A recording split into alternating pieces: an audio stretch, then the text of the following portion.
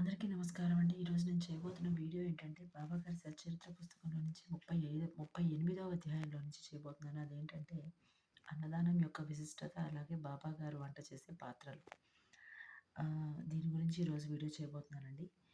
ఇక్కడ ఏమి ఇవ్వబడిందంటే, శాస్త్రాల్లో చెప్పబడింది ఏంటంటే, ఒక్కొక్క యుగానికి ఒక్కొక్క ప్రాధాన్యత ఇవ్వబడింది, విశిష్టత ఇవ్వబడింది. అదేంటంటే, కృతయుగంలో తపస్సుల గురించి, త్రేతాయుగంలో జ్ఞానం గురించి, ద్వాపర యుగంలో యజ్ఞయాగాదుల గురించి, అలాగే కలియుగంలోకొచ్చేసరికి దాన ధర్మాల గురించి ఇవ్వబడింది. ఆ దాన ధర్మాలు ఏమిటయ్యా అంటే, ధనము, వస్త్రదానము ఇవ్వడం అనేది మన విచక్షణ మీద ఆధారపడి ఉంటుంది. కానీ అన్నదానం అనేది మన విచక్షణ మీద ఆధారపడి ఉండదండి. ఎందుకంటే ఎలాంటి మనిషి అయినా గానీ ఇంకొక జీవికి కడుపు నింపే పని చాలా గొప్ప పనిగా మనం తీసుకోవలసి ఉంటుంది. ఎందుకంటే మనకి 12 గంటలు దాటిందంటే ఆకలి వేస్తూ ఉంటుంది పొట్టలో మనకి. క్షుద్బాధ అంటాం కదా! అలాగా ఆకలి వేస్తూ ఉంటుందనమాట. ఆ ఆకలి మనకి మాత్రమేనా అంటే ప్రతి జీవికి ఉంటుంది. అది గుర్తెరిగిన బాబాగారు ఏం చేసేవారంటే, ఆయన అందరికీ కడుపు నిండా భోజనం పెట్టాలి అనుకున్నప్పుడు, ఆయనే సొంతగా దుకాణానికి వెళ్ళి డబ్బులు చెల్లించి, దినుసులు, వస్తువులు ఏదైతే అవసరం ఉంటుందో వంటకి వాటన్నిటిని ఆయనే స్వయంగా తెచ్చుకొని, మసీదు ముందు ఒక మధ్యలో ఒక పొయ్యిని ఏర్పాటు చేసి, వంట పాత్రలు పెద్దవి పెట్టుకొని, ఆయనే స్వయంగా వంట చేసి, అందరికీ వడ్డన చేసేవారు. అలాగే వెజిటేరియన్ తినేవాళ్ళెవరు, నాన్ వెజిటేరియన్ తినేవాళ్ళెవరని వాళ్ళ వాళ్ళ స్థితిని బట్టి, అంటే ఎవరు ఏది తింటారో దాన్ని బట్టి ఆయన వాళ్ళకి అదే భోజనాన్ని వడ్డించేవారు. అలాగే ఎవ్వరికీ కూడాను ఇటుదటు అటుదిటు అవ్వకుండా చాలా జాగ్రత్తగా చేసేవారనమాట.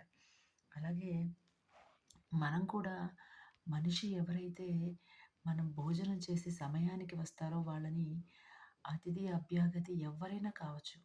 ముందు ఎవరైతే వికలాంగులు ఉంటారో అలాంటి వాళ్ళకి ముందు భోజనం పెట్టాలి. తర్వాత ఆరోగ్యవంతులైన వ్యక్తులకి భోజనం పెట్టాలి. ఎందుకంటే ఆహ్, పాపం వాళ్ళ స్థితి ఎలా ఉంటుందో తెలీదు. వాళ్ళ ఆకలికి ఆగగలరో లేదో తెలీదు.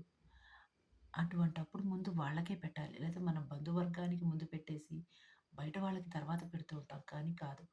ఫస్ట్ ఏంటంటే అతిథులు. వాళ్ళలో కూడా ఇలాంటి వికలాంగుల వర్గానికి చెందిన వాళ్ళెవరైనా ఉంటే ఫస్ట్ వాళ్ళకి పెట్టాలి. తర్వాత మన బంధువులకి, మన ఇంట్లో కుటుంబీకులకి అలాగ పెట్టుకుంటూ రావాలి. అది పద్ధతండి. ఇంకొకటేంటంటే, అలా ఒకవేళ గనక మనం భోజనాన్ని సరిగ్గా అందివ్వలేనట్లయితే గనక దాన్ని ఎలాగా తీసుకుంటారు అంటే, ఇప్పుడు ఆకాశంలో చంద్రుడు లేని నక్షత్రాలకి విలువుండదు. అలాగే ఎన్ని వంటలు ఉన్నా కూడా ఒక పప్పుచారు అనేది ఆ వంట చేసిన ఆ వంటల్లో లేకపోతే గనక వాల్యూ ఉండదు.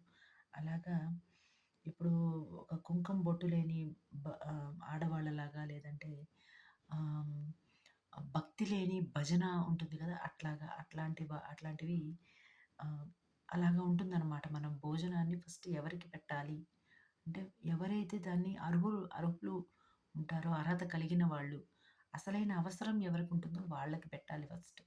తర్వాత మిగిలిన వాళ్ళనమాట.